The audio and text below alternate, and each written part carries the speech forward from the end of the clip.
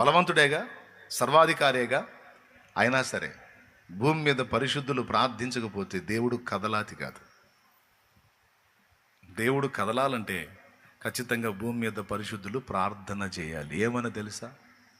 దేవా, అనాది నుంచి నువ్వు ఏది సంకల్పించావో భూమి మీద అది నెరవేరాలి,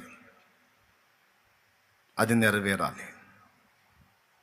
ప్రార్థనలో మీరు గమనించండి. ప్రభువా, యోహాను తన శిష్యులకు ప్రార్థించడం నేర్పినట్టు నీవు కూడా మాకు ప్రార్థన నేర్పవా అని అడిగారు. అడిగినప్పుడు 2 విభాగాలుగా ఉన్న ప్రార్థన నేర్పాడండి ప్రభు నేర్పిన ప్రార్థనలు 2 విభాగాలు ఉన్నాయి.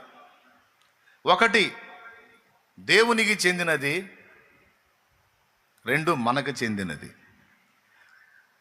ప్రభు